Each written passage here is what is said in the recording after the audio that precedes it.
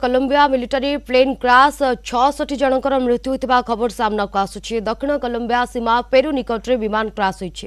तेबे 125 जन को नहीं कोलंबिया पुएट लेगुइजुमा विमान बंदर उड़ाण भरिबार किछि समय पर घटिछि दुर्घटना।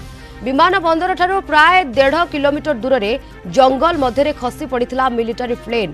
सामरिक विमान दुर्घटना 66 जनकर मृत्यु होइछि एवं प्राय 60 रु ऊर्ध्व आहत होइछन्ति। आहत मानक मध्यरु 14 जनक अवस्था गुरुतर रहिछि। एबे भी किछि जन निखोज थिबा सूचना मिलुछि। ए सामरिक हरकुलस विमान सैन्य मानक परिवहन करुथिला, जेउथिरे 114 जन सैन्य एवं 11 जन क्रू सदस्य सामिल थिले। एबे मध्य दुर्घटना स्थलरु उद्धार कार्य जारी रहिछि। गुरुतरंकु स्वतंत्र विमान जोगे देशर राजधानी बोगाट को स्थानांतर करा जाउछि। दुर्घटना परे विमानटी हुतु हुतु होई जळी जाइथिला। सेथिरे थिबा विस्फोरक सामग्री फुटिबारु प्रचंड विस्फोरण होइथिला। तबे कोलंबिया वायुसेना एवं सेना पक्षरु दुर्घटनार उच्च स्तरीय तदंत निर्देश दिया जाइछि।